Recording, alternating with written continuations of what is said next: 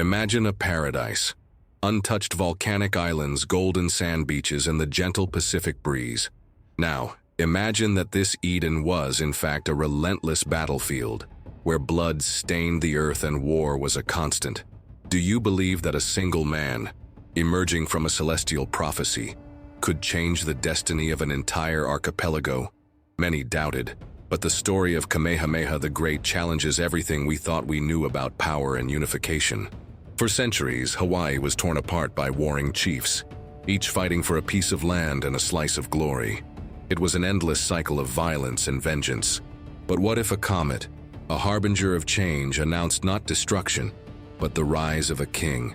And what if that king was so shrewd that he would not only master the ancient arts of war, but also embrace the deadliest technology of his time, cannons and muskets, to forge a nation? Prepare to discover how a visionary leader transformed war into unity, rivalry into prosperity, and fragmentation into a thriving empire. The reward for diving into this narrative? A fascinating understanding of how power is truly built and maintained, defying common logic. If this promise of an epic story has already captivated you, hit that like button, subscribe to the channel so you don't miss the next chapters, and ring that bell to be the first to discover new revelations. Help us spread the knowledge of this legendary saga. And to connect even more, tell us in the comments, where in the world are you joining us on this epic journey through the heart of the Pacific? Your support truly moves us. In the heart of the vast Pacific, before the ascent of one of history's greatest leaders, the Hawaiian archipelago was a mosaic of power and fragmentation. Far from being a unified nation, each island, and at times every portion of land within them, was governed by its own alii, the chiefs and nobles whose lineages stretched back through centuries of history and myth. These leaders were more than mere administrators. They were considered direct descendants of the gods, imbued with a mana, spiritual power and authority, that granted them the ability to govern, command armies, and dictate the destiny of their people.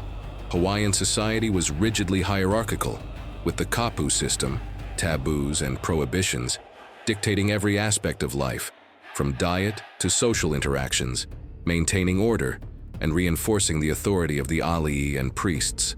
This structure, however, was paradoxical. While the Kapu system conferred internal stability within each community, the relationship between different chiefdoms was one of constant tension. Wars were the norm, not the exception.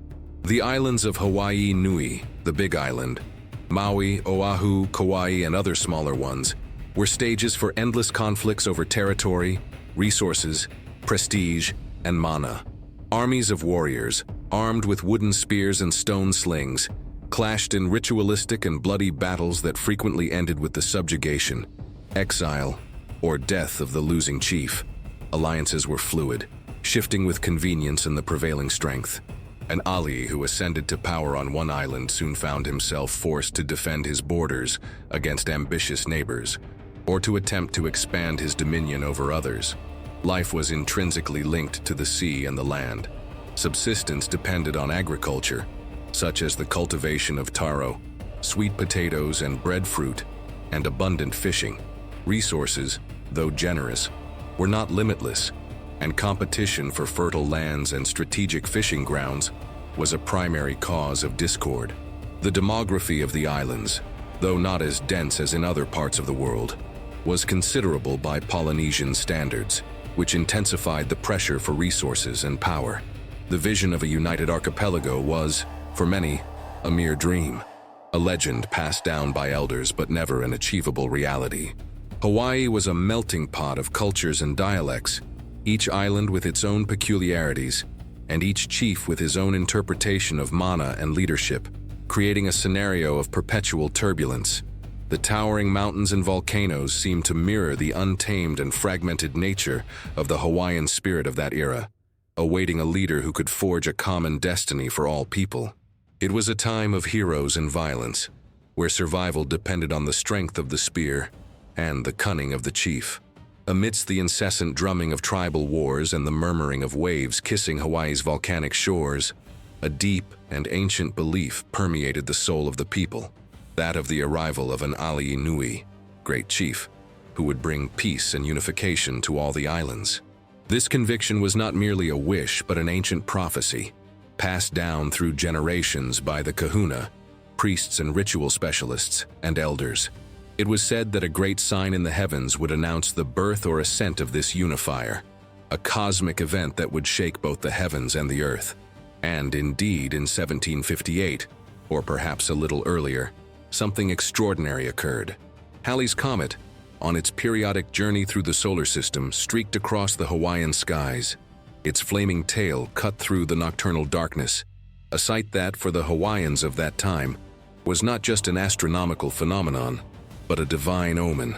The comet's appearance of unprecedented magnitude and brilliance generated an overwhelming mixture of reverential fear and vibrant hope. For some, it was a harbinger of calamity, of times of unrest and destruction. For others, it was the confirmation of the prophecies, the unequivocal announcement that the time of the great unifier had arrived. This prophecy, in particular, spoke of a leader whose power would be as vast as the ocean, capable of bending the will of the proudest chiefs and forging a single kingdom from a fragmented archipelago.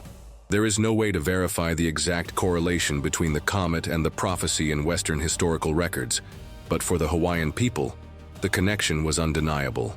The legend spread like wildfire among the villages and taro fields, fueling both the paranoia of rival chiefs and the fervent expectation of the oppressed. Who would this star king be? Where would he be born? How would he reveal himself? The kahuna, the guardians of ancestral knowledge, interpreted the event with solemnity. They knew that the arrival of the comet, known as Ka Ho'oilo Okea Awa, the winter of prophecy, heralded a time of great change. The prophecy was not just about an individual, but about a radical transformation in the social and political structure of the islands, an end to the endless cycle of fratricidal wars. With every new report of a young warrior showing unusual strength or cunning, the whisper of the comet returned, rekindling the flame of hope and intrigue. This cosmic sign became a constant reminder that Hawaii's destiny was about to be rewritten, a chapter that would begin with the birth and rise of a leader destined to fulfill the ancient prophecy. Amidst the backdrop of cosmic prophecies and incessant wars, the birth of Paiʻea, the future Kamehameha, was an event shrouded in danger and secrecy. The exact date of his birth is uncertain, but it is believed to have occurred around 1758, mysteriously coinciding with the appearance of Halley's Comet, or Hokuonui, Great Star, to the Hawaiians. This celestial alignment, which for many heralded the coming of a unifier, was for the reigning chief of Hawaii Island, Alapai Nui, a harbinger of threat to his authority. Paiʻea's mother was Kekuia Poiwat II, a high-ranking noble, and his father, Kewa Kalani Kupuapa Kalani Nui, a powerful ali'i and chief of Kohala. However, Alapai Nui's true fear was not just Paiʻea's lineage, but the interpretation that he would fulfill the prophecy that would dethrone the current rulers. Aware of the threat the newborn represented, Alapai Nui ordered the child to be killed. This marked the beginning of a childhood defined by clandestinity and the need for survival. To escape persecution, the infant Paiʻea was secretly taken by one of his loyal protectors, Naiole, to a safe and hidden location on the mountain slopes. There, he was raised in secrecy, far from the eyes of Alapai Nui and his spies. His childhood was atypical for an ali'i of his stature. Instead of being surrounded by servants and the privileges of the court, Paiʻea learned to live in seclusion, immersed in Hawaiian traditions and the wisdom of the kahuna. It was during this period that he was trained in the arts of war, fishing, navigation, and the essential skills for survival in a wild yet resource-rich environment. He was instructed in the stories of his ancestors and the complexities of the Kapu system, which governed the social and spiritual life of the people. Despite the isolation, the legend of his birth and the comet prophecy continued to circulate. The truth about the prophecy child was an open secret among those who hoped for a shift in power. This hidden upbringing, far from the pomp of the court, forged a resilient and astute character in Paiʻea. He was not pampered by luxuries but forged by adversity. His clandestine childhood taught him to observe, to plan, and to be patient, qualities that would prove crucial in his future ascent to the throne. This secret and dangerous foundation was the bedrock upon which the great unifier Kamehameha would be built, a leader who would emerge from the shadows to claim a prophesied destiny. Far from the watchful eyes of the reigning chief, Alapai Nui, Paiʻea's clandestine childhood, molded a young man with an extraordinary destiny. Under the tutelage of Naiole and other loyal guardians, his training was rigorous and comprehensive, focused not only on his survival, but on preparing him for the leadership that the prophecies foretold. The primary emphasis was on the arts of war, a fundamental discipline for any alii aspiring to govern in the fragmented Hawaiian archipelago. From an early age, Paiʻea was immersed in the handling of traditional weapons. He learned to wield the wooden spear, pololu and aishi, mastering the art of throwing them with lethal precision and defending himself in hand-to-hand combat. The ma'a, sling, another crucial weapon, was trained exhaustively, allowing him to hurl stones with devastating force and pinpoint accuracy. Furthermore, the art of lua, the ancient Hawaiian martial art involving stick fighting, joint locks, and bone breaking, was an integral part of his training. This was a brutal and efficient practice, teaching him not only to fight, but to survive in direct confrontations. His physical strength became legendary even in his youth. Tales from the era recount feats of endurance and power, such as his ability to swim long distances against strong currents or to withstand extreme pain without breaking. The training went beyond combat. He learned to navigate by the stars, to fish in the open sea, and to predict changes in weather, essential skills for island life. He was also instructed in the intricate systems of cultivation and management of natural resources, ensuring he understood the sustenance of his people. The most crucial aspect of his education was military strategy. Observing the conflicts between chiefs and listening to stories of past battles, Paiʻea developed a sharp tactical mind. He understood the importance of discipline, logistics, and intelligence in warfare. This combination of unparalleled physical strength, mastery of martial arts, and strategic acumen distinguished him from other young chiefs. Legends about his strength were told in secret, whispered among those who saw in him the fulfillment of the prophecy. Even without being publicly in power, Paiʻea's name began to echo among the warriors, a foreshadowing of the leader he would become. His youth, forged in the shadows, was living proof that great destinies are born not from privilege, but from trial and preparation. Among the many legends that punctuated Paiʻea's rise, one stands out as a testament to his predestination: the legend of the Naha Stone. This monolithic rock of gigantic proportions, weighing approximately 2 to 3 tons, was located in Hilo on Hawaii Island. It was no ordinary rock. It was a sacred artifact, revered for centuries and intrinsically linked to the ancient prophecies of Hawaii.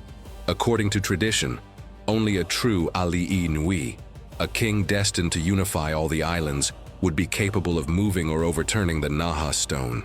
Many chiefs and warriors, driven by ambition and the desire to prove their right to the throne, attempted the feat, but all failed. The rock remained immobile, a silent challenge to those who claimed power. Paiʻea, now a young warrior already renowned for his strength and skills, was aware of the prophecy and the symbolism of the Naha Stone. Despite his youth and not yet having fully consolidated his power, he presented himself for the challenge. The scene must have been one of great anticipation. A crowd, both skeptical and hopeful, watched the young ali'i approach the immense stone. Without the aid of levers, ropes, or any tools, Paiʻea positioned himself before the rock. There are accounts that he concentrated, perhaps invoking the mana of his ancestors or the power of the gods. Then, with a Herculean effort that defied physics and popular belief, he pushed the Naha Stone. The ground trembled, and with a muffled groan, the rock yielded, turning on its axis. The crowd erupted in shouts of admiration and reverence. The act was not merely a demonstration of brute force. It was an undeniable sign that Paiʻea was the fulfillment of the prophecy, the one chosen by the gods to unify the archipelago. The rock, which for generations had resisted all efforts, had yielded to his will. Although there are no Western records to corroborate the Naha Stone event, the story is a fundamental part of Hawaiian oral tradition. and has been passed down through time as a landmark in Kamehameha's life. It solidified popular belief in his divine destiny and enhanced his stature among warriors and chiefs. The Naha Stone became a symbol of his legitimacy and the power that awaited him. For future allies, it was proof that they were following the right path.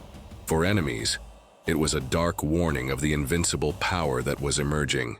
This legend not only cemented Paiʻea's image as a legendary warrior, but also reinforced the belief that he was the prophesied leader to unify Hawaii. Despite his hidden upbringing and the grand prophecies, Paiʻea's ascent was not linear. It was permeated by political intrigues and painful losses that shaped his vision and determination. One of the most traumatic and formative events in his youth was the assassination of his father, Chief Keoa Kalanikupuapa Kalaninui. Keoa Nui, a powerful alii from Kohala on Hawaii Island, was a respected leader but also a figure in constant dispute for power with other rival chiefs, including his own brother, the then Supreme Chief Alapaʻi Nui, who had attempted to kill Paiʻea at his birth. Keoa Nui's death was not an accident, but an act of political violence, part of the brutal dance for power that characterized relations among Hawaiian chiefdoms. While the exact details and instigators may vary in different oral narratives, the event served as a bitter reminder of the fragility of life and the brutality of politics in a fragmented archipelago.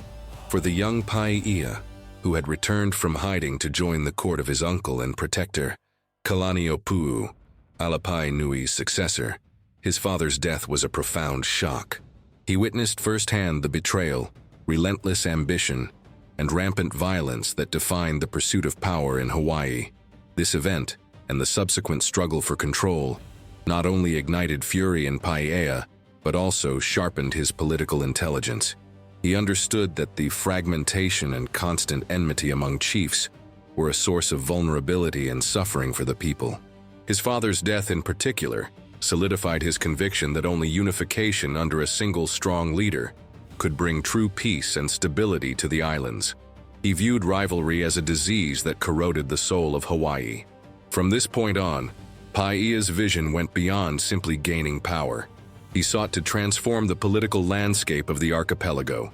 He began to observe the tactics of his enemies, to learn from the mistakes of past leaders, and to forge strategic alliances with chiefs who shared his vision or who could be subjugated by his growing strength.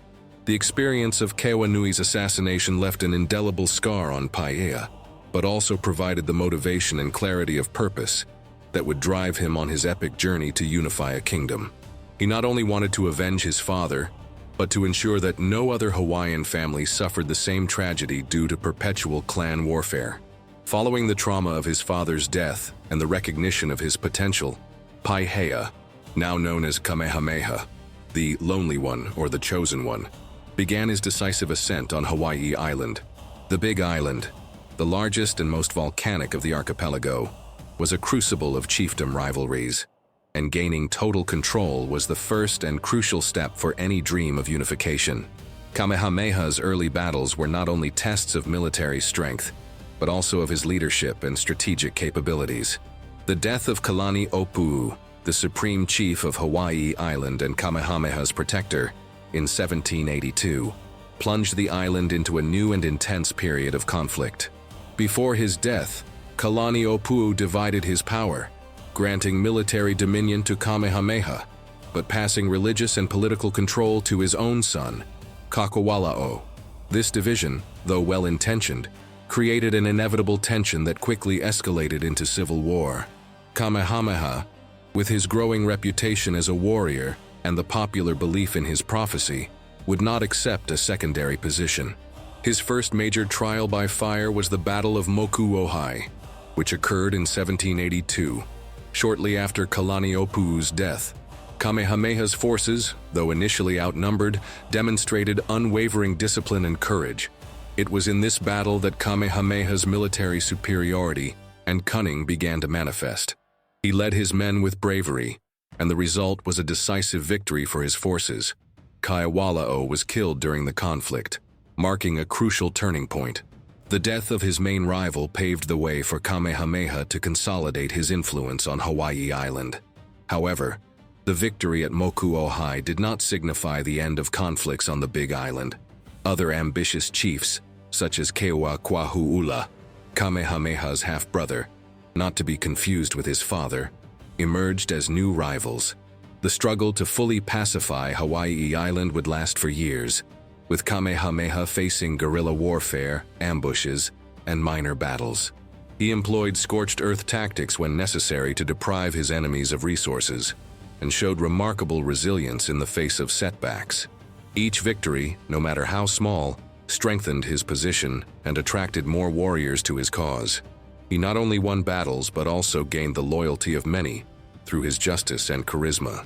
The consolidation of Hawaii Island was the foundation from which Kamehameha would launch his campaigns to unify the entire archipelago, a fundamental step in his epic journey. While the Hawaiian Islands seethed with internal conflicts and prophecies, an event of epic proportions and incalculable consequences would forever change the course of their history: the arrival of the Europeans. Although Kamehameha was still a young warrior consolidating his power, the impact of the Western discovery of the archipelago would reverberate throughout his life and strategies. It was in January 1778 that Captain James Cook, a renowned British explorer, aboard the ships HMS Resolution and HMS Discovery, sighted the islands of Oahu and Kauai, becoming the first European to record contact with Hawaii. The cultural shock was immense and mutual. For the Hawaiians, the sight of such large and complex ships, floating islands propelled by giant sails, was something beyond their comprehension. Many initially believed that Cook and his crew were gods, perhaps the embodiment of Lono, one of the principal deities in the Hawaiian pantheon. They were greeted with reverence and curiosity, and an exchange of goods and cultures began. The Europeans were fascinated by the natural beauty of the islands, the richness of their resources, and the complexity of Hawaiian society. However, the interaction was not always peaceful. Cultural differences and a lack of mutual understanding led to friction. The Europeans introduced material goods never before seen: iron tools, textiles, and crucially, firearms. But they also brought with them diseases for which the Hawaiians had no immunity, such as influenza, smallpox, and venereal diseases, which devastated the native population in alarming proportions. Estimates suggest that the population drastically declined in the decades following contact. The most tragic and iconic moment of this first encounter occurred on February 14, 1779, when Captain Cook was killed in Kealakekua Bay on Hawaii Island. A series of misunderstandings, thefts, and reprisals culminated in a violent confrontation. Cook's death, though lamentable, served as a watershed moment. It showed the Hawaiians that the gods were mortal, but it also revealed to them the lethality of Western weapons. Kamehameha, who, according to some accounts, was present on Hawaii Island during Cook's visit and witnessed the events firsthand, understood the power of these new tools. The arrival of the Europeans, despite the pain and disease it brought, planted the seed of a new era, providing Kamehameha with the instruments that, in his hands, would be decisive for unification. The world was shrinking, and Hawaii would never be the same. The brutality of inter-island wars and the experience of first contact with Europeans solidified a vital perception in Kamehameha. Western military technology was not merely a curiosity, but a decisive military advantage. Far from being intimidated by firearms, Kamehameha demonstrated an immediate fascination and remarkable shrewdness in understanding their operation, and more importantly, their strategic potential.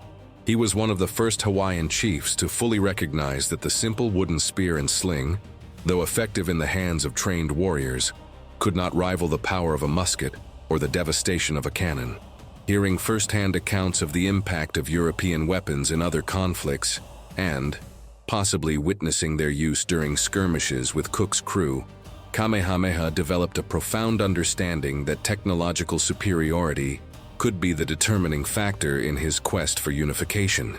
He did not view these weapons as mere objects, but as tools for transforming power. His pragmatic mind recognized that to subdue powerful and well-established rivals, he would need more than the brute force of his warriors. He would need firepower. He closely observed Western sailors handling their muskets, understanding the principles of loading and firing. The ability of a single shot to fell an enemy at a distance, or that of a cannon to decimate an entire defensive line, was a tactical revolution. While other chiefs might have viewed these weapons as exotic toys or feared them as foreign magic, Kamehameha saw them as the future of warfare. He knew that to overcome the challenges of invading fortified islands and facing numerous armies, brute force would not be enough. A superior armament that negated the enemy's numerical advantage would be necessary. This perception led him to actively seek the acquisition of these weapons. He did not hesitate to negotiate with the few European traders and deserters who began frequenting the islands, offering valuable resources like sandalwood and food in return. Kamehameha's cunning lay not just in wanting the weapons, but in wanting to learn how to use them, and crucially, in understanding the importance of mastering their logistics and maintenance. His strategic vision went beyond mere purchase. He sought to incorporate this foreign technology into his own military structure, transforming the art of Hawaiian warfare. This fascination and the subsequent acquisition of Western weapons would be the cornerstone of his invincibility in future campaigns, solidifying his reputation not only as a strong warrior, but as a visionary leader. Kamehameha's vision regarding the superiority of Western weapons did not remain a mere observation. He transformed it into action, initiating a bold and pragmatic program of trade and weapon acquisition. With the increasing arrival of whalers, fur traders, and adventurers from other nations, such as the British and Americans, the Hawaiian Islands became a strategic stopover in the Pacific. Kamehameha, with his shrewdness and negotiation skills, quickly distinguished himself among the chiefs by his openness and his understanding of the intrinsic value of maintaining good relations with these foreign visitors. He not only allowed ships to anchor and replenish their provisions, but actively sought to build trusting relationships with captains and crew. In exchange for valuable Hawaiian products, such as sandalwood, a highly prized aromatic wood in China at the time, fresh food, and water, Kamehameha requested firearms. His initial arsenal likely consisted of a few rusty muskets and perhaps one or two small cannons salvaged from shipwrecks or obtained from deserters. But he sought more. He wanted significant quantities and, most importantly, he wanted experts who could teach him and his warriors how to handle and maintain these weapons. Two of the most notable of these foreign advisors were John Young and Isaac Davis. Both were captured or detained, depending on the version of the story, by Kamehameha in separate incidents, but soon became trusted figures in his court. They were instrumental in his strategy. Young and Davis not only brought with them their knowledge of firearms, but also of shipbuilding, Western combat tactics, and military organization.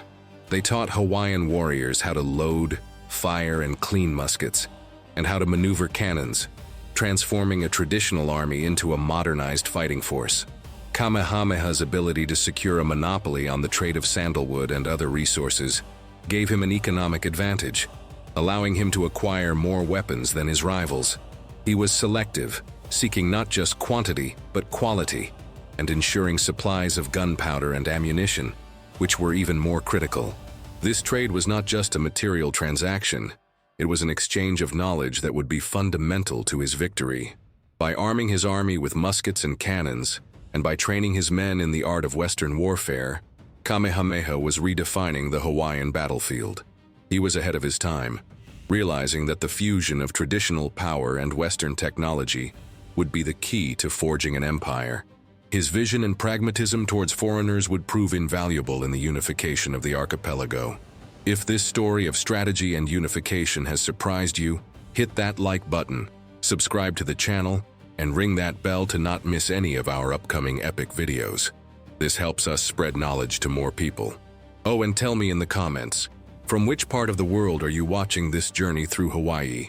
Your participation is essential to our community. The mere acquisition of Western weapons would not have been enough for Kamehameha to achieve his goals.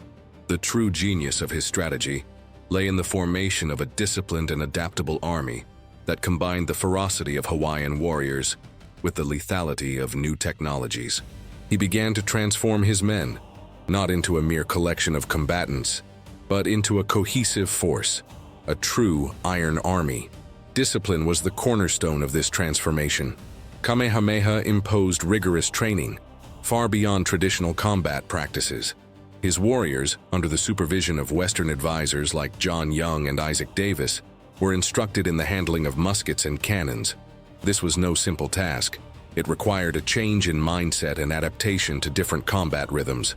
They learned to quickly load their gunpowder weapons, to shoot in formation, and to retreat in an orderly fashion. Coordination and obedience to commands were crucial for the effectiveness of musketeer formations, which could unleash devastating volleys against advancing enemies. In addition to firearm training, Kamehameha maintained and enhanced traditional combat skills. His warriors were still masters with spears, slings, and in hand-to-hand combat. The fusion of these two approaches, Hawaiian tradition and Western modernity, created a hybrid and formidable army, capable of adapting to different battle scenarios. Cannons, though heavy and difficult to transport, were strategically integrated to break enemy lines and cause panic. Kamehameha understood that the psychology of war was as important as brute force. The booming sound of cannons and the impact of muskets had a terrifying effect on rival armies, who had never faced such power. The warrior's loyalty was guaranteed not only by discipline, but also by Kamehameha's charisma and the widespread belief that he was the fulfillment of the prophecy. He not only led from the front, but also cared for his men, ensuring they were well supplied and respected. This combination of Western discipline, Hawaiian bravery, and inspiring leadership gave Kamehameha an unparalleled advantage. The Iron Army was not just a military force. It was a manifestation of Kamehameha's strategic genius, who knew how to unite the best of both worlds to forge the destiny of a kingdom. His enemies would soon discover that confronting this force was like confronting destiny itself. The Battle of Kepaniwai, fought in 1790 in the Iao Valley on the island of Maui, is one of the most bloody and decisive milestones in Kamehameha's unification campaign. It demonstrated not only his military prowess, but also the lethality and effectiveness of his Iron Army and, crucially, the transformative power of Western weaponry. After consolidating his control over Hawaii Island, Kamehameha turned his attention to Maui, ruled by Kahekili II, a cunning and powerful chief who had expanded his dominion over other islands. Kamehameha's forces, led by himself, landed on Maui and advanced towards the Iao Valley, a narrow and deep gorge, ideal for ambushes and defenses. The Maui army, led by Kalanikupule, Kahekili's son, knew the terrain well and was confident in its ability to defend the valley. The stage was set for an epic confrontation.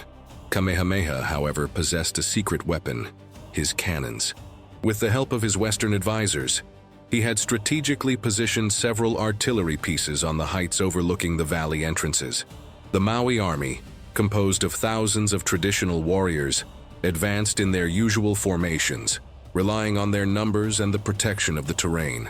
The battle began with the clash of spears and the roar of slings, but soon the sound of war would change forever. When Maui's forces were densely concentrated in the narrow valley, Kamehameha gave the order, "Fire!" and the thunder of cannons echoed through the mountains, followed by a shower of iron projectiles. The devastation was instantaneous and horrifying. The cannons fired repeatedly into the masses of enemy warriors, who had no cover and no experience against such firepower. The projectiles tore through formations, causing panic and despair. Bodies piled up in the waters of the Iao River, which, according to legend, ran red with the blood of the dead, hence the name Kepaniwai, meaning the damned waters, or the damming of the waters, in reference to the bodies that dammed the river. The carnage was so intense that the battle became a massacre. The Maui warriors were trapped and decimated, with little chance of escape. Kamehameha's victory was complete and overwhelming, but also terrifying in its brutality. Kepaniwai was not just a military victory. It was an undeniable demonstration of the superiority of his strategy and his ability to integrate Western technology devastatingly. It broke the backbone of resistance in Maui and sent a clear message to all other chiefs in neighboring islands. Kamehameha's power was something never before seen, and his unification campaign was unstoppable. The smell of gunpowder and blood hung in the air, a somber harbinger of the new dawn awaiting Hawaii. Kamehameha's genius as a military strategist extended far beyond the mere acquisition of firearms. He was a master of adaptation and innovation, combining traditional Hawaiian tactics with new Western tools to create a truly unique style of warfare. One of his most notable innovations was the coordinated use of large war canoe fleets, wa'akawa, transforming them from mere transport vehicles into mobile and effective combat platforms. Traditionally, Hawaiian battles were predominantly land-based, but Kamehameha recognized the potential of naval dominance in an archipelago. He invested in building hundreds of canoes, some of which were enormous, capable of transporting dozens of warriors and even small cannons. These fleets were not just for transporting troops between islands. They were an integral part of his combat strategy. Canoes were used to flank enemies on beaches, to block sea escape routes, and to launch surprise attacks from the water. The ability to land large contingents of warriors at multiple points simultaneously disorganized enemy defenses. Beyond naval use, Kamehameha's land tactics were equally advanced. He employed siege maneuvers, cutting off enemy supply lines and forcing surrender through starvation and thirst. His military discipline allowed his warriors to execute coordinated movements, such as advancing and retreating formations, something rare in traditional Polynesian armies. The integration of muskets and cannons meant he could breach fortified defenses with brutal efficiency, minimizing his own casualties. He understood the value of good reconnaissance and sent scouts and spies before battles to understand the terrain and the disposition of enemy forces. Kamehameha was also a master of psychological warfare. The reputation of his Iron Army, the devastation caused by his cannons, and the relentlessness of his victories spread terror among his adversaries even before a battle began. Often, the mere news of his forces' approach was enough to demoralize enemies and force them to flee or surrender. He was also pragmatic in his approach, preferring diplomacy or vassalage agreements when possible, especially after an overwhelming show of force, as in Kepaniwai. His ability to inspire loyalty among his own men and to instill fear in the hearts of his enemies made him an almost invincible commander. His strategies, combining innovation, pragmatism, and calculated brutality, were the engine of unification. Despite his impressive series of victories and his strategic genius, Kamehameha was not invincible, and his path to the total unification of the archipelago faced a stubborn and natural obstacle: the island of Kauai. Known for its lush landscapes and for being the oldest and geologically distinct island of the main archipelago, Kauai was governed by Chief Kauai, a cunning and respected leader who maintained his independence longer than any other. The island's geographical and climatic differences would prove a formidable challenge to Kamehameha's ambitions. Kamehameha attempted to invade Kauai on two main occasions, but both were frustrated by forces of nature and overwhelming logistical challenges, not by Kauai's military superiority. His first significant attempt occurred around 1796. He assembled a gigantic fleet of canoes and his Iron Army, already tested in battles. However, as the fleet was en route, a violent and unexpected storm struck the channel between Oahu and Kauai. The gigantic waves and fierce winds dispersed his fleet, sinking many canoes and causing the loss of hundreds of warriors and supplies. It was a devastating setback, a cruel reminder that even the greatest of leaders was subservient to the ocean's wrath. Years later, around 1804, Kamehameha tried again, this time with even more meticulous preparation. He had learned from previous mistakes and amassed an even larger fleet, including Western-style ships and more cannons. He was determined not to let nature thwart his plans again. However, once his troops and fleet gathered on Oahu, awaiting the perfect window for attack, a devastating epidemic broke out among his men. There is no historical certainty about the exact disease. Some suggest dysentery, others typhoid fever, or even smallpox, introduced by foreign ships. The disease spread rapidly through the encampment, decimating a huge number of his warriors, perhaps thousands. The illness did what no rival army could. It stopped Kamehameha in his invasion plans. These failed attacks were humbling, but also revealed Kamehameha's persistence and his capacity to learn. He recognized that brute force was not always the answer, especially when facing nature and the logistics of a complex maritime invasion. These setbacks would lead him to consider a different approach to Kauai, one that would prove his political cunning as much as his military strength. The storms and diseases were imposing obstacles that, ironically, would pave the way for a more diplomatic and less bloody solution to the last piece of the Unification puzzle. Amidst the brutalities of the Unification Wars, the figure of Kamehameha stands out, not only for his ferocity on the battlefield, but also for his remarkable vision of justice and order. One of the most enduring and celebrated legacies of his reign is the law of the splintered paddle, Kamehameha I, a revolutionary piece of legislation for its time, which demonstrated a surprising level of compassion and civility in a period of widespread conflict. The story behind this law is legendary and illustrates Kamehameha's pragmatic and, at times, paradoxical nature. The episode is said to have occurred before his full ascent to power, when he was still a warrior seeking to consolidate his influence. According to oral tradition, Kamehameha was pursuing some fishermen who, in their desperation, tried to flee. In the midst of the chase, Kamehameha's foot became caught in a volcanic rock. One of the fishermen, seeing his chance, struck him on the head with a broken paddle, an improvised weapon. Despite the blow, Kamehameha survived. Instead of executing the fisherman for his act of daring or desperation, Kamehameha spared him. He recognized that the man acted in self-defense, fearing for his life, and that his action was an act of survival. This experience, which could have turned into an incident of vengeance, transformed into a moment of enlightenment for Kamehameha. He realized that to build a lasting kingdom, military force alone was not enough. It was necessary to protect the vulnerable, especially non-combatants. Thus, he promulgated the Kamehameha I, which literally means Law of the Splintered Paddle, or Law of the Cracked Blade. The essence of the law was simple but profound. It forbade warriors from attacking civilians, women, children, and the elderly during conflicts or raids. It guaranteed the safety of those on the fringes of society, ensuring that they could sleep by the roadside without fear. Let the aged, the women, and the children lie down in safety by the roadside. Let no one disturb them.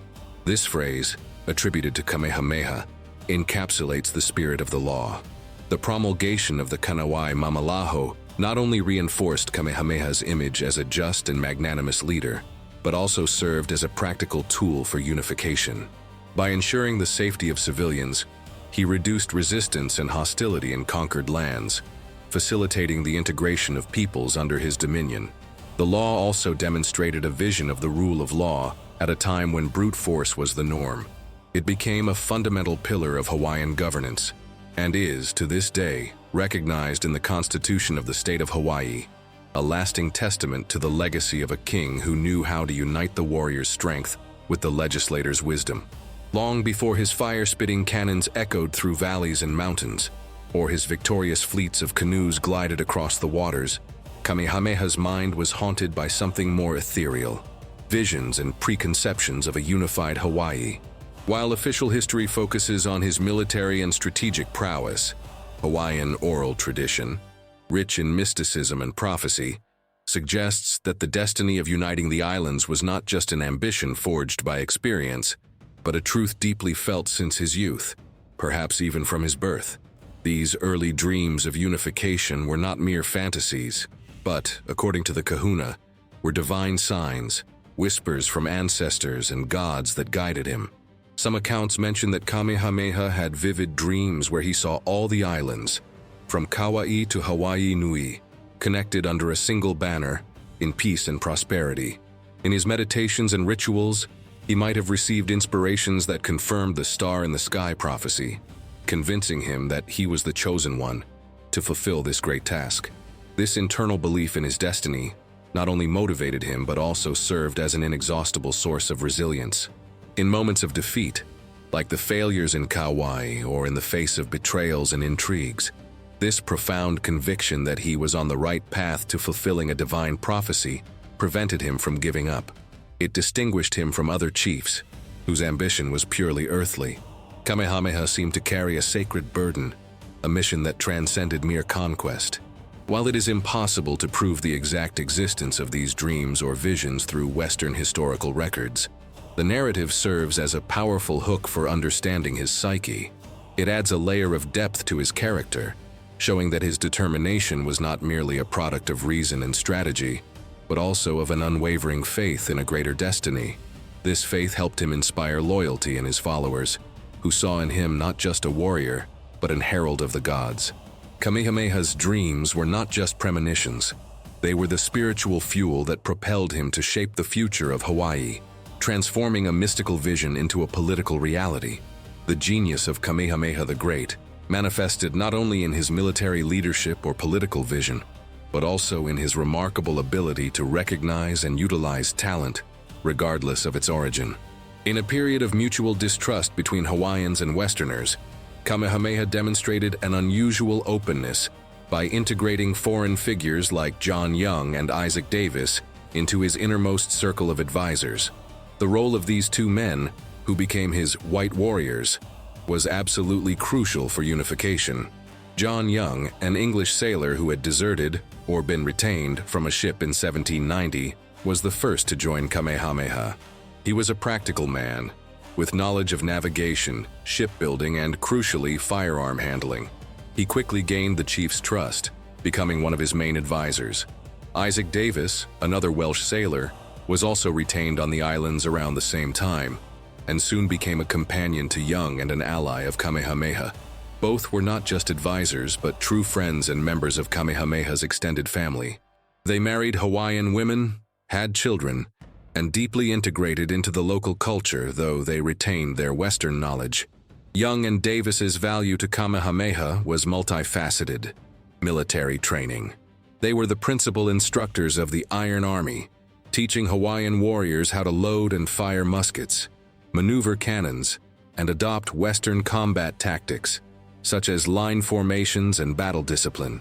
Without their know-how, the effectiveness of firearms would have been limited. Logistics and maintenance.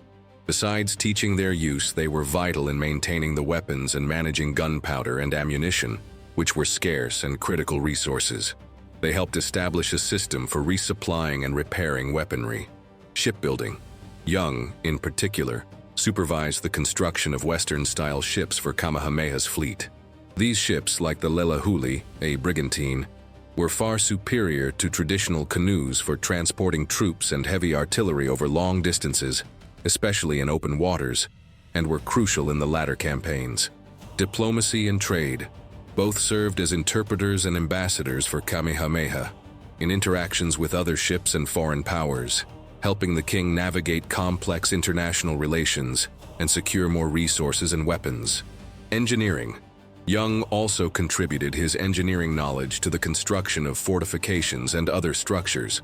The presence of Young and Davis in Kamehameha's court underscores the king's open-minded and pragmatic approach. He did not allow prejudices or initial distrust of foreigners to prevent him from acquiring the knowledge and technology he knew were essential for unification. They were not merely white warriors, they were bridges between two worlds, and their contributions were invaluable to Kamehameha's rise to power. After the decisive victory at Kepaniwai and the consolidation of his power on Maui, Kamehameha turned his attention to the strategic island of Oahu.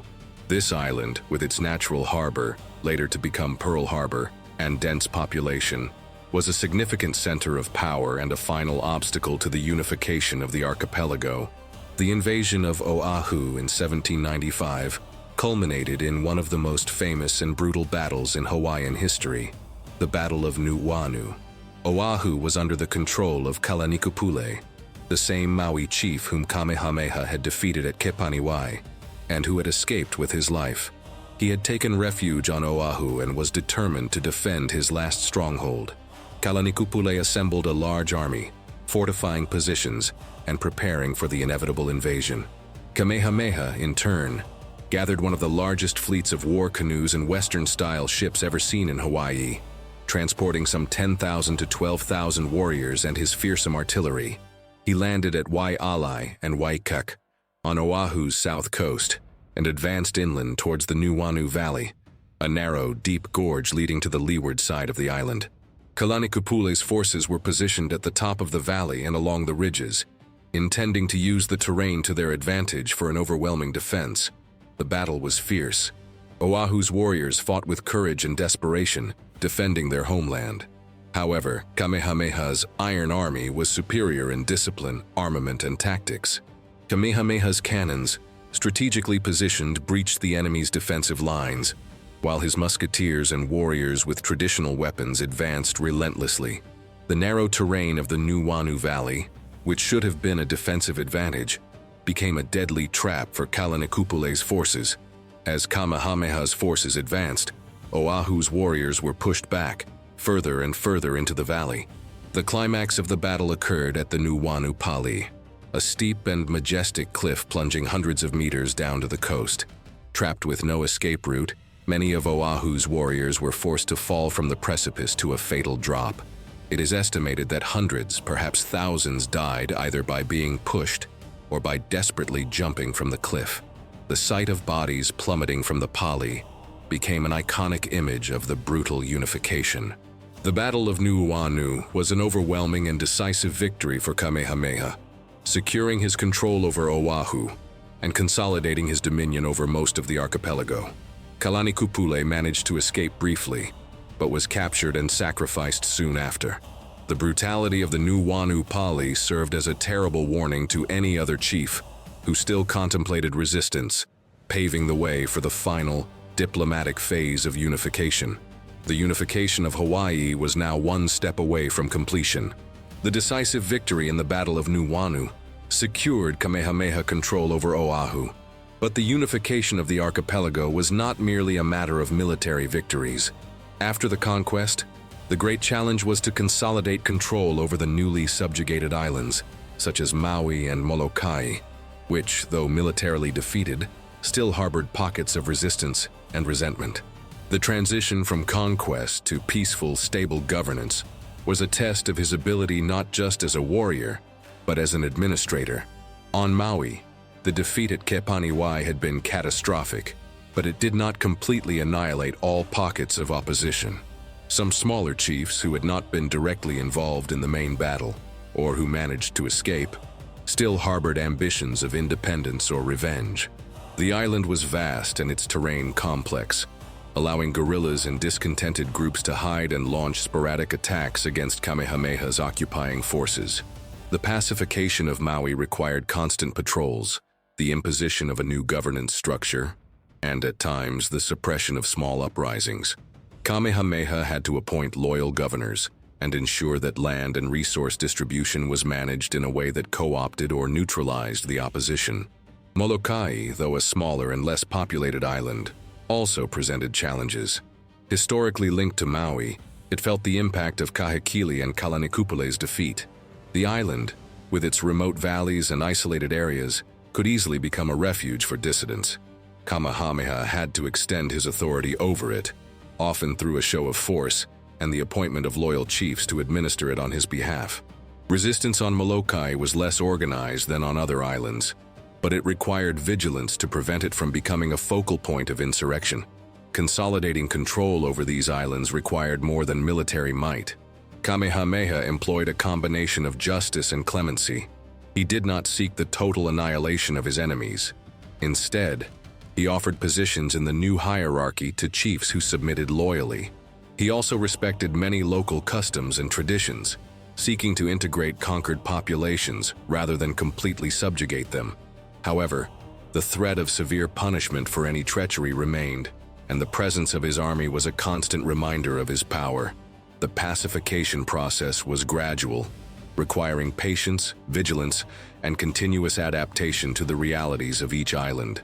Ensuring that populations accepted the new regime was as crucial as defeating them in battle, and it was a testing period for Kamehameha's administrative skills.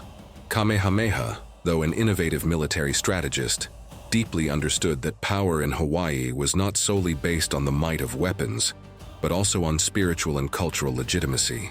To consolidate his vast empire and reinforce the loyalty of a people who had been fragmented for centuries, he masterfully utilized traditional political ceremonies and rituals.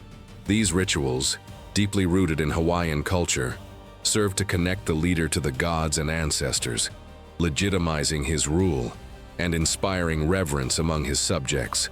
One of the most important rituals Kamehameha employed was the construction and reconstruction of heiau, sacred temples. He dedicated temples to war gods, such as Kukailimoku, his family's warbird god, and to gods of fertility and prosperity. The construction of a heiau was a monumental project that mobilized large amounts of labor and resources, demonstrating the chief's power. The completion and dedication of a heiau were accompanied by ritual sacrifices, which in some cases included human sacrifices, a common practice at the time, and grand celebrations, which served to unite the people and reinforce the ali'i's divine authority. The Pu'ukohola Heiau on Hawaii Island is a notable example, built by Kamehameha as a sacrifice to Kukailimoku and part of a prophecy of unification. Beyond temple construction, Kamehameha actively participated in festivals and religious ceremonies that marked the annual cycle. The Makahiki Festival, dedicated to the god Lono, was a period of peace and harvest, where the king traveled among the islands, collecting tributes and reaffirming his authority in a ritualistic and less military manner. These events allowed the people to see their king, participate in grand celebrations, and feel part of a larger community under a single leadership. He also utilized genealogy and ancestral lineages to solidify his position. Kamehameha made a point of emphasizing his connection to the most powerful and ancient ali'i, reinforcing his mana and his divine right to rule. The hosting of grand feasts, hula dances, and competitions demonstrated the prosperity and stability that his reign brought. These ceremonies were not mere spectacles. They were acts of power that reinforced the monarchy's ideology. By incorporating and even reinvigorating these traditions, Kamehameha ensured that his leadership was not perceived merely as a military conquest, but as a fulfillment of destiny and a restoration of divine order. He knew how to use the faith and culture of his people as pillars for the construction of his empire, cementing the loyalty and identity of the new Hawaiian kingdom. With most of the archipelago under his control, Kamehameha faced the last and perhaps most frustrating obstacle to total unification: the western islands of Kauai and Niihau. These islands, separated from the rest of Hawaii by treacherous ocean channels and by their own history of independence, were under the command of Kaumoali'i, the supreme chief of Kauai. Kaumoali'i was a shrewd, charismatic, and popular leader among his people, and he had demonstrated a remarkable ability to resist Kamehameha's ambitions. Kaumoali'i's resistance was not based solely on his military strength, although he too had acquired some Western firearms and commanded loyal warriors. His main asset was Kauai's geography. The same storms and diseases that had thwarted Kamehameha's previous invasions were Kaumoali'i's natural allies. The distance and the difficulty of projecting significant forces across the Kaieʻewaho Channel, especially with large war canoes and cannons, made any invasion a high-risk undertaking.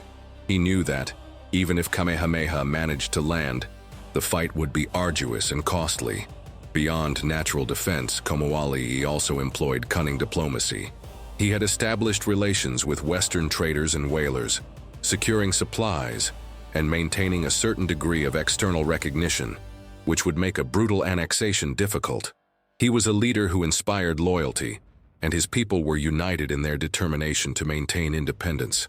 The island was a refuge for dissidents, and for those who feared Kamehameha's overwhelming power.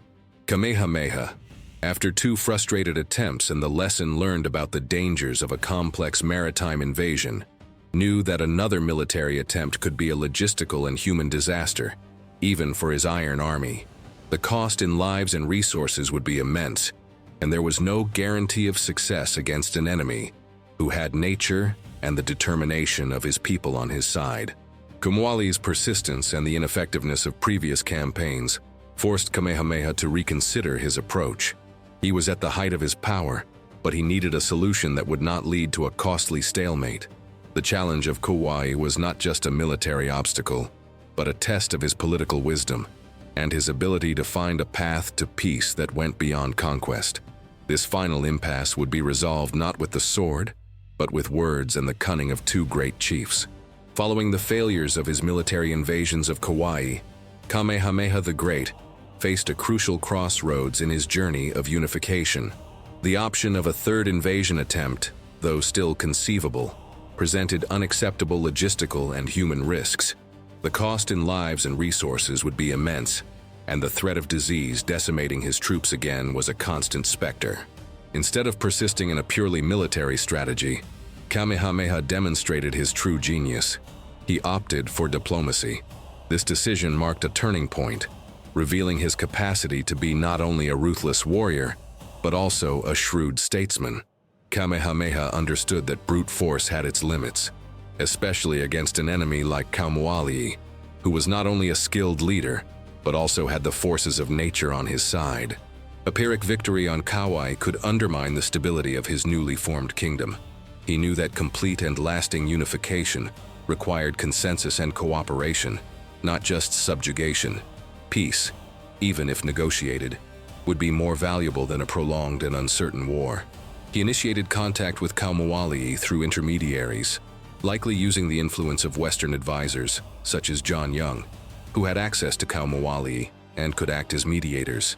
The message was clear. Kamehameha no longer desired bloodshed and was willing to offer generous terms for the submission of Kauai and Niihau. He did not demand Kauai's deposition, but rather his recognition as the supreme sovereign of the entire archipelago.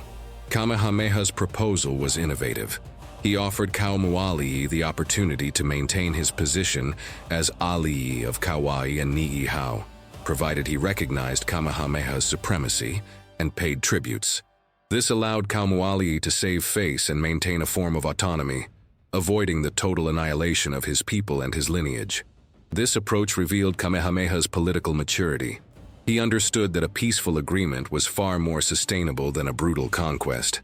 The decision to opt for diplomacy was a testament to his evolution as a leader, from a conqueror to a nation builder, cementing the last link of unification through reason and negotiation, rather than through bloodshed. Kamehameha's decision for diplomacy with Kauai and Niihau culminated in one of the most strategic achievements of his career, the vassalage agreement with Chief Kauai. This pact, signed in 1810, marked the culmination of the Hawaiian archipelago's unification, accomplished not by the brutal force of the sword, but by political acumen and negotiation skills. The meeting between the two great chiefs was arranged on a Western-style ship in the channel between Oahu and Kauai, a neutral location that symbolized the bridge between their worlds. This choice of venue also avoided any ambush or land confrontation. Kauai, demonstrating courage and trust, accepted the invitation to meet Kamehameha. The negotiations were complex, but the final outcome was a historically significant agreement. The terms of the agreement were clear and ingenious. Recognition of sovereignty. Kauai agreed to recognize Kamehameha as the ali'i nui, supreme chief of all the Hawaiian Islands. He would become a vassal of Kamehameha, paying homage and loyalty to the unifying king. Internal autonomy. In exchange for this submission, Kamehameha allowed Kauai to maintain his rule over Kauai and Niihau, governing the islands on behalf of the unified kingdom. This meant that Kauai would not be deposed, and that the local traditions and governance system would largely be preserved. Tributes. Kauai would pay an annual tribute to Kamehameha, a symbol of his subordination and a contribution to the unified kingdom's treasury. Succession. The agreement also stipulated that, upon Kauai's death, Kauai and Niihau would pass directly under the control of Kamehameha, or his heirs, ensuring permanent unification. This pact was a triumph of diplomacy over war. For Kauai, it meant avoiding a bloody invasion and preserving his lineage and his people, even under another's sovereignty. For Kamehameha, it meant the complete and peaceful unification of the entire archipelago, without further loss of life or resources. He demonstrated that a great leader not only conquers by force, but also by wisdom and the ability to negotiate peace. The conclusion of this agreement ended a century of inter-island wars and ushered in a new era for Hawaii, now a cohesive kingdom under a single monarch. The Star King had finally fulfilled the prophecy, uniting the islands from Lono to Kahiki, With the diplomatic submission of Kauai and Niihau in 1810, the centuries-old dream of a unified Hawaiian archipelago became a tangible reality. Kamehameha the Great was now at the apex of his power, having consolidated his dominion over all the islands, from Lono to Kahiki. This moment culminated in the official proclamation of the Kingdom of Hawaii, an unprecedented milestone in Polynesian history, and the establishment of Kamehameha as its first king. This was not merely an honorary title, but the formal recognition of a new government structure that transcended the old tribal chiefdoms. The founding of the Kingdom of Hawaii signified the end of an era of fragmentation and incessant wars, and the beginning of a new phase of relative peace and centralization. Kamehameha was not merely a conqueror, he was a nation builder. He understood that to maintain the newly achieved unity, a cohesive and effective governance system was necessary. The proclamation of the kingdom implied a transition from a system of autonomous clans and chiefdoms to a centralized monarchy, with a single sovereign exercising authority over the entire territory. Kamehameha's court, now established in Lahaina, Maui, and later in Kamakahonu, Kailua Kona, Hawaii Island, reflected the new order. He surrounded himself with loyal advisors, both Hawaiian and Western, to assist in the administration of the vast kingdom. The ceremony of his proclamation as king would have been an event of great pomp and significance, blending traditional Hawaiian rituals with Western influences. While there is no exact record of a formal coronation in the European sense, the acceptance of his authority by all chiefs and the subsequent governance established his position as monarch. He was now the moa, king of a domain that stretched across thousands of square miles of ocean and land. This unification brought a series of significant changes: the suppression of internal wars, the introduction of a more uniform legal system, though still developing, and the encouragement of more organized trade with foreign powers. The creation of the Kingdom of Hawaii was not just an act of power, but an act of vision. Kamehameha not only conquered power but institutionalized it, creating a political entity that would be internationally recognized and would endure for almost a century. Unification, once a distant dream, was now inscribed in the political reality of the Pacific. With the Kingdom of Hawaii officially proclaimed, Kamehameha the Great faced the monumental challenge of transforming a disparate collection of chiefdoms into a centralized and functional state. His vision extended beyond mere conquest. He sought to create an administrative structure that would ensure stability, order, and prosperity for his people. The administrative reorganization was one of the pillars of his post-unification reign. Kamehameha established a system of government that, while retaining some traditional elements, incorporated principles of Western administration. The king was the supreme authority, but he delegated power to a hierarchy of officials. The heart of this new structure was the appointment of governors for each of the main islands.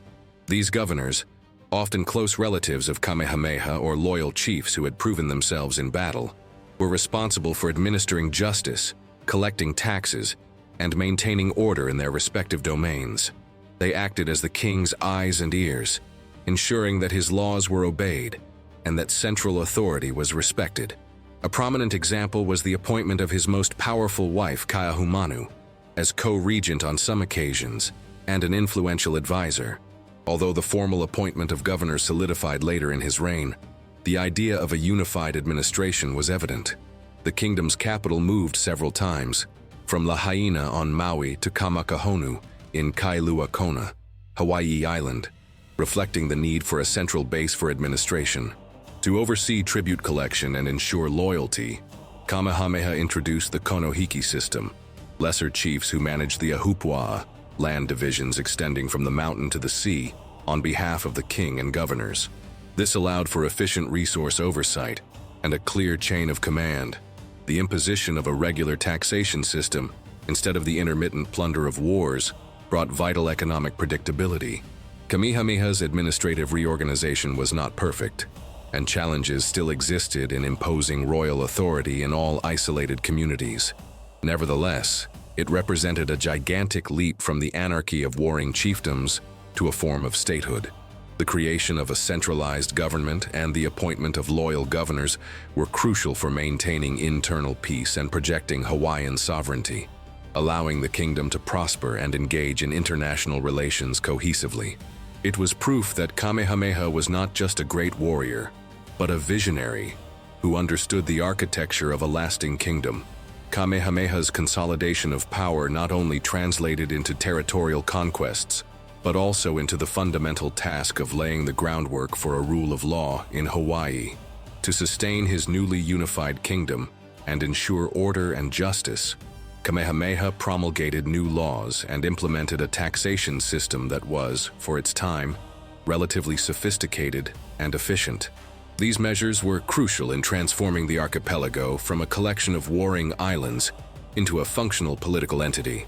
The most famous and impactful of his laws, the Kanawai Mamalaho, law of the splintered paddle, had already been established, protecting non-combatants in times of war. However, Kamehameha went further. He worked to codify and enforce laws that regulated social behavior, trade, and property throughout the kingdom. Although the Kapu system, ancient taboos, still held significant influence, Kamehameha began to shape and adapt it to serve the purposes of a centralized government. He reinforced the prohibition of theft, murder, and other offenses that destabilized society. Justice began to be administered in the king's name, and no longer solely by local chiefs autonomously. Parallel to the creation of a legal body, Kamehameha established a regular taxation system. Previously, tributes were collected more sporadically, and often accompanied by violence. Under the new kingdom, the konohiki, lesser chiefs appointed by the king or governors, were responsible for collecting taxes in the form of agricultural products, such as taro, yams, breadfruit, fish, fowl, and other local goods, including valuable sandalwood. These tributes were delivered to the island governors who, in turn, passed them on to the royal court. This tax collection system ensured a constant income for the kingdom, allowing Kamehameha to maintain his army, build canoes and ships, and sustain the court and administration. More than just collecting wealth, regular taxation was a tangible symbol of the king's authority and the subordination of all islands and their inhabitants to the crown. It enforced a new economic and social order, where production and wealth were channeled to the center of power. Kamehameha's ability to establish and enforce these laws and the taxation system was fundamental to the stability and longevity of the Kingdom of Hawaii. He demonstrated that peace and prosperity required not only a great warrior on the throne, but also a ruler who could create and maintain the structures of a state. The unification of Hawaii under Kamehameha I was not merely a military and political triumph. It was also a catalyst for significant economic development, driven by the encouragement of trade with foreign nations. Kamehameha, with his sharp vision and pragmatism, recognized that exchange with the West was not limited to acquiring weapons, but could bring lasting wealth and prosperity to his kingdom. The primary engine of this trade was sandalwood, iliahi, an aromatic wood highly valued in China, where it was used for incense, carvings, and fine furniture. Hawaiian forests were rich in sandalwood, and Kamehameha quickly established a royal monopoly over its extraction and sale. He understood the value of control and exclusivity, ensuring that profits went to the royal treasury, not to rival chiefs or dishonest traders. Sailors and traders from countries like the United States, Great Britain, and China began to visit Hawaii regularly, exchanging Western goods for sandalwood. In addition to sandalwood, Hawaiians supplied essential provisions for ships, such as fresh water, fresh food, sweet potatoes, taro, pigs, chickens, and ropes. In return, Kamehameha and his court received a vast array of products. Weapons and gunpowder continued to be a priority, ensuring the kingdom's military superiority.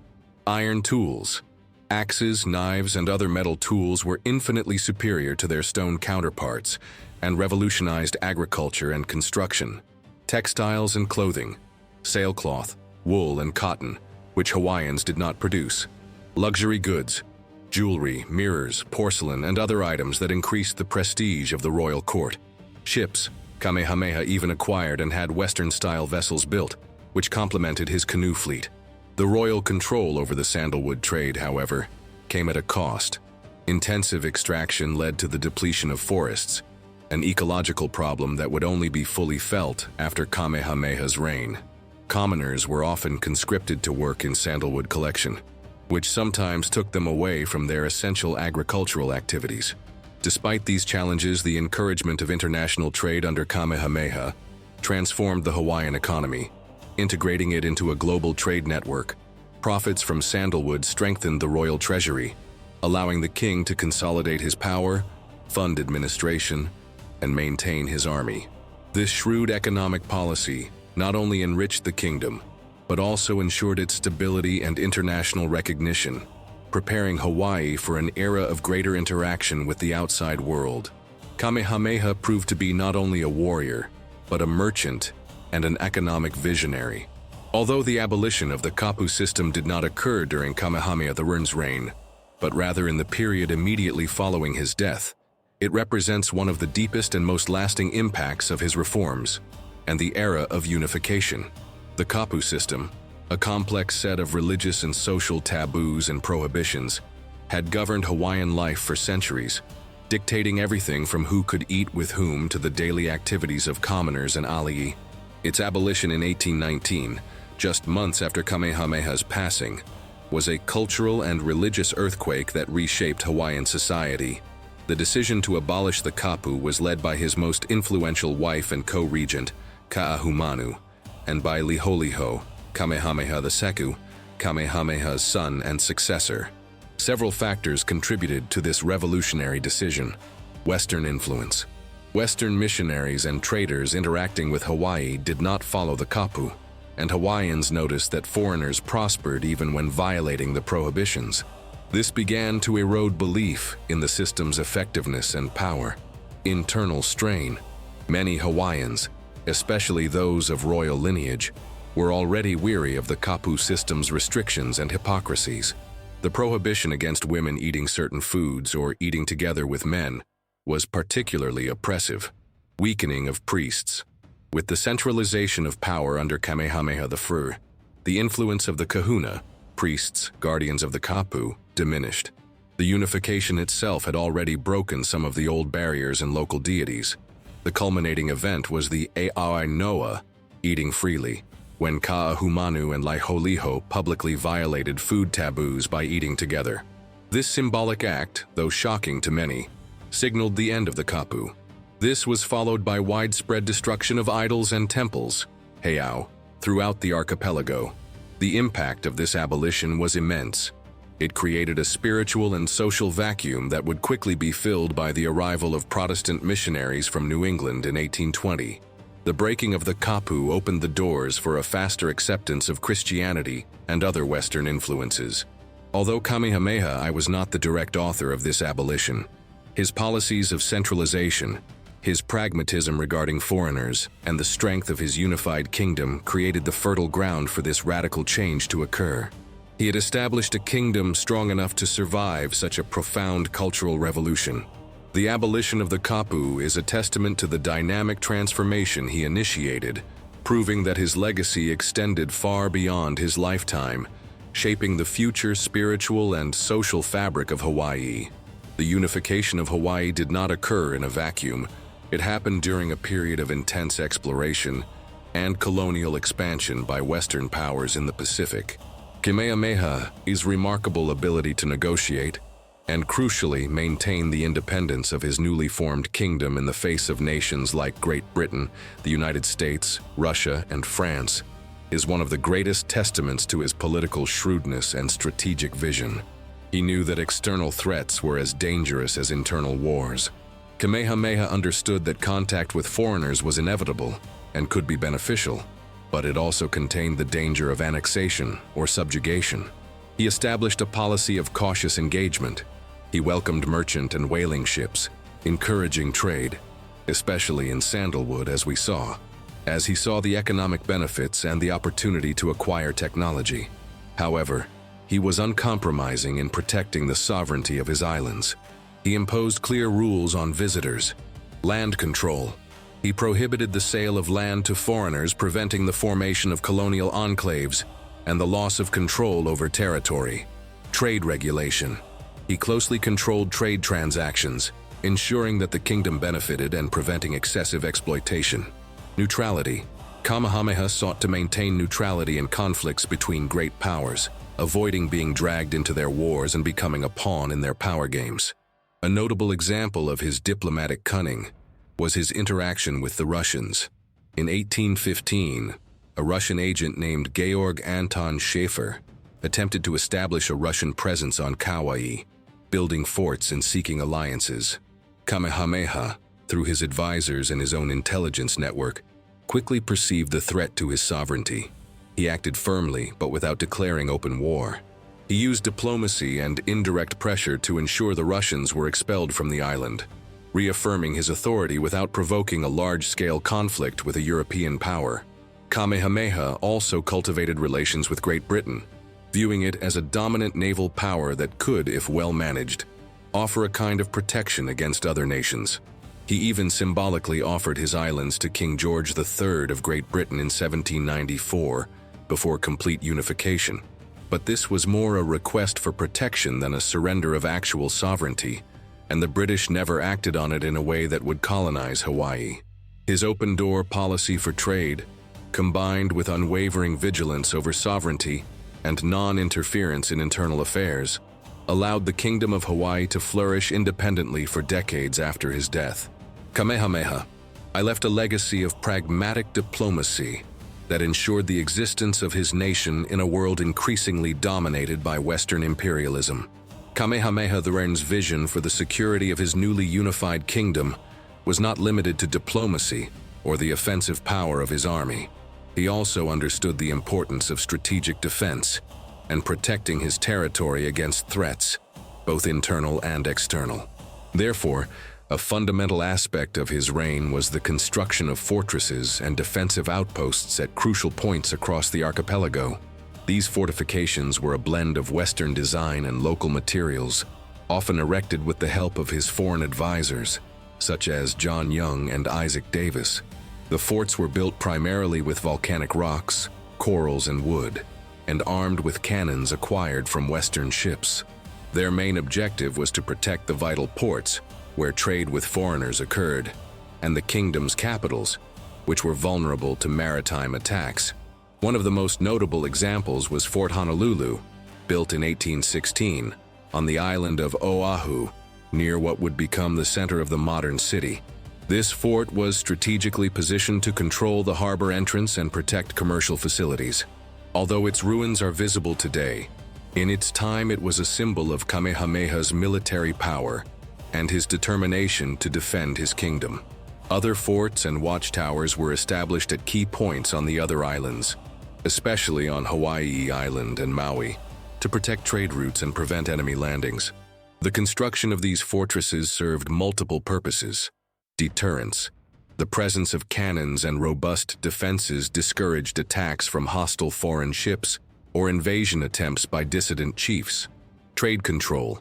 The forts allowed Kamehameha to regulate and protect the lucrative sandalwood trade and other goods, ensuring that taxes were collected and that foreign merchants followed his rules. Symbol of sovereignty. The fortifications were a tangible demonstration of the king's centralized power and the new Kingdom of Hawaii's ability to defend itself, both against invaders and against any attempts at internal rebellion. They projected an image of strength and stability to the world. Military base. They served as garrisons for his warriors and depots for weapons and ammunition, allowing for rapid mobilization of forces. The building of these fortresses reflects Kamehameha's shrewdness. He was not content to be a conqueror. He was a visionary who built a nation with lasting defenses, ensuring that the legacy of his unification would be protected against the tides of history and the ambitions of foreign powers. The construction of fortresses was, in essence, the physical solidification of his dream of an independent and secure Hawaii. While history often focuses on the imposing figure of Kamehameha the Great and his military conquests, the complex tapestry of his royal court was equally shaped by the influence and power of remarkable women, especially his high-ranking wives. Far from being mere decorative figures, women like Ka'ahumanu, Keopolani, and Kekaulohi played crucial roles in the politics, administration, and consolidation of the kingdom, demonstrating the importance of women in traditional Hawaiian society and in the new monarchical system. Ka'ahumanu was, without a doubt, the most prominent and powerful of all Kamehameha's wives. Of royal lineage, she was a woman of sharp intellect, strong will, and immense political ambition. Kamehameha recognized her intellect and not only considered her a trusted advisor, but elevated her to a position of unprecedented power. Her influence was not secret. She openly participated in political debates and, at times, was the one articulating the king's decisions. Her shrewdness was such that, after Kamehameha's death, she became the Kuhina Nui, co-regent or prime minister, exercising power almost equal to or even superior to that of King Liholiho, Kamehameha II himself, a unique situation in the Polynesian monarchy. It was Ka'ahumanu who led the abolition of the Kapu system, a revolutionary act that changed the course of Hawaiian history.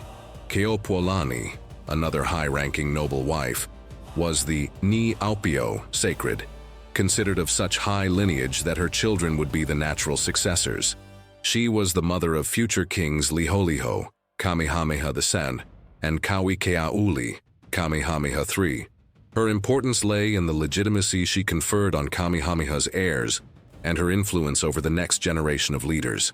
Although more focused on raising her children and rituals, her position was one of immense prestige, and her counsel was valued. Other wives, such as Kekauluohi, were also important for their lineages or their ability to form alliances. In a society where genealogy was everything, marrying women from different chiefdoms and lineages was a strategic way for Kamehameha to consolidate his power, ensure the loyalty of rival factions, and produce heirs with strong ties to the entire archipelago. The role of these women in Kamehameha's court demonstrates that power was not exclusive to men. They were mediators, advisors, and at times, leaders in their own right, exercising significant influence over the kingdom's political, religious, and social decisions. Their presence not only adds a layer of complexity to Kamehameha's story, but also underscores the unique dynamic of Hawaiian society, where the strength of female mana was recognized and celebrated. The success of Kamehameha's kingdom was, in large part, a collaboration between the king's genius and the wisdom and power of his queens. The unification of Hawaii under Kamehameha I and the subsequent opening to the outside world plunged Hawaiian culture into a vortex of unprecedented change. However, amidst modernization and the assimilation of Western elements, a conscious, and at times instinctive effort to preserve traditions was vital for maintaining the people's identity. Kamehameha's era was a paradox of progress and cultural resilience.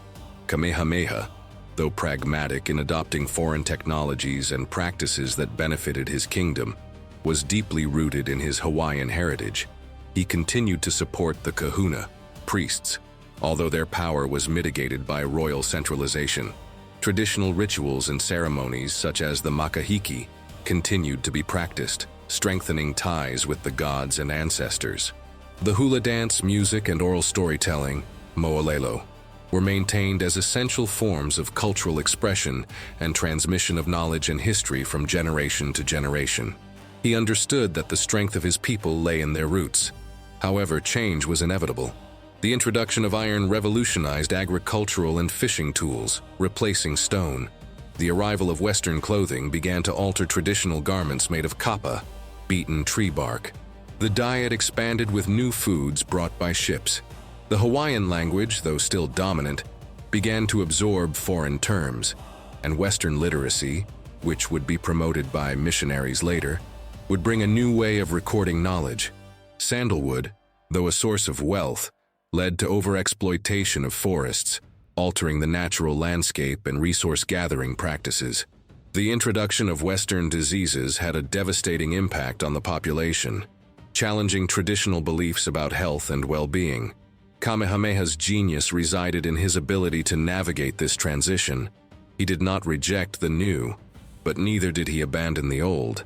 He created an environment where the Hawaiian people could absorb and adapt to what was useful from abroad, without completely losing their cultural essence. His descendants, however, would face even greater challenges in the post-Kamehameha era, as Western pressure increased, and traditions would be increasingly tested by modernity and Christianity. Kamehameha's era was, therefore, a crucial period where the seeds of cultural preservation were planted, allowing Hawaiian identity to resist the profound transformations that would come. As the sun set on his life, Kamehameha I, the Great Unifier, found himself no longer the indomitable warrior of old, but an aging, though still wise, king, confronted with the imminence of his own mortality. His later years were marked by a growing concern for the future of his kingdom, and, above all, for succession. He had forged a nation, but who would be able to keep it united and navigate the turbulent waters of internal politics and increasing foreign influences? Kamehameha lived long enough to see the stability of his kingdom consolidated. He spent his final years in Kamakahonu, Kailua Kona, on Hawaii Island, ruling with the help of his advisors. Despite his advanced age, he remained vigilant, continuing to oversee trade, law, and foreign relations. His health gradually began to decline, but his mind remained sharp. He knew that the transition of power would be a delicate moment, especially since the concept of a unified hereditary monarchy was relatively new to Hawaii. His primary concern rested upon his eldest son, Liholiho, future Kamehameha II.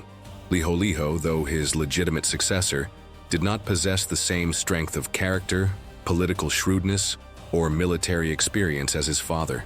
Kamehameha was aware of his heir's frailties and feared that the kingdom might fragment again after his death. To mitigate this risk, he took important measures. Successor preparation. He attempted to train Liholiho in the art of governance, instructing him in the principles of leadership and in relations with the chiefs. Establishment of the Kuhina Nui. The most strategic decision was to appoint his powerful wife, Kahumanu, as Kuhina Nui, co-regent or prime minister, after his death. This position, which she indeed would occupy, would give her almost equal executive and military authority to the king, serving as a kind of guide and protector for the young and inexperienced Liholiho. This was a safeguard for the kingdom's stability. Maintenance of structure. He worked to solidify the kingdom's administrative and legal structures, hoping that the strength of the newly created institutions could sustain the nation, even in the face of a less experienced leader. Kamehameha's concern was real and well-founded. He had built an empire from chaos, and the challenge of maintaining it required continuous and strong leadership. He understood that peaceful succession and continuity of power were as important as the original conquest. His final years were, therefore, a race against time to ensure that his legacy of unification would not disintegrate, but continue to prosper under the next generation. He was bidding farewell to a world he had transformed, trusting that the seeds of unification he had planted would bear lasting fruit. On May 8, 1819, the great unifier of Hawaii, Kamehameha I, succumbed to age and illness, passing away in Kamakahonu, Kailua Kona, on Hawaii Island. His death was not merely the end of an extraordinary life, but a moment of profound national mourning and a historical transition for the kingdom he had forged. The announcement of his passing plunged the islands into a period of grief and uncertainty, as Hawaiian traditions and the new political landscape clashed. According to Hawaiian customs for the death of an alii of such high lineage, the news was accompanied by intense public displays of sorrow. A death kapu was proclaimed, a period of taboos and rituals that could last for weeks. During this time, social restrictions were relaxed to some extent, allowing for certain behaviors that would normally be prohibited, such as the breaking of minor kapu, the chanting of laments, and self-mutilation as a sign of respect and grief. People shaved their heads, pulled out teeth, tattooed their bodies, and participated in funeral rituals that honored the king's soul. Kamehameha's body was prepared for burial, according to ancient Hawaiian traditions, a sacred and secret process. It is believed that his bones were carefully cleaned and hidden in a secret location, a common practice for great chiefs, to protect their mana from enemies and desecrators. To this day, the exact location of his remains remains a mystery, a testament to the respect and reverence his subjects had for him, and the effectiveness of concealment traditions. Kamehameha's death marked the end of an era. He was the last of the great warrior chiefs to rule over a fragmented Hawaii, and the first king of a unified nation. His passing paved the way for his son, Liholiho, Kamehameha II, to ascend to the throne. However, The transition would not be without challenges.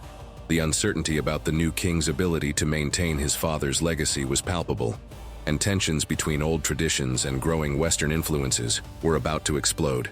Despite the pain and apprehension, the national mourning for Kamehameha I was also a recognition of the monumentality of his achievements. He left behind not only a unified territory, but the seeds of a stable government, prosperous trade, and an emerging national identity. His death was a fitting end to a legendary life, but the beginning of a new chapter for the Kingdom of Hawaii, a kingdom he had shaped with blood, sweat, vision, and unwavering determination. Kamehameha's death did not mean the end of his legacy. On the contrary, his genius and accomplishments laid the groundwork for Hawaii, now a unified and prosperous kingdom, to navigate the complex waters of the 19th century, a period of increasing Western imperialism. The political and economic landscape after his epic journey was drastically transformed. First, Hawaii was now a singular political entity, no longer a collection of warring islands. Internal wars had ceased, allowing the population to focus on agriculture, fishing, and trade rather than warfare. This led to a period of relative peace and population growth, though still affected by foreign diseases. The law of the splintered paddle and other laws established by Kamehameha continued to provide a legal framework that ensured a level of order and security for citizens. Economically, the kingdom flourished, initially driven by the sandalwood trade, which generated immense wealth for the crown. While the over-extraction of sandalwood caused long-term ecological and social problems, in the short and medium term, it financed government expansion, the acquisition of Western goods, and the maintenance of a military force that ensured order. Hawaiian ports such as Honolulu and Lahaina became essential stopping points for whalers and merchant ships crossing the Pacific, bringing even more trade and consequently more revenue and foreign influence. Politically, the Kingdom of Hawaii under Kamehameha I was recognized by foreign powers like the United States and Great Britain. This international legitimacy served as a shield against direct colonization, allowing the Hawaiian monarchy to maintain its sovereignty for decades.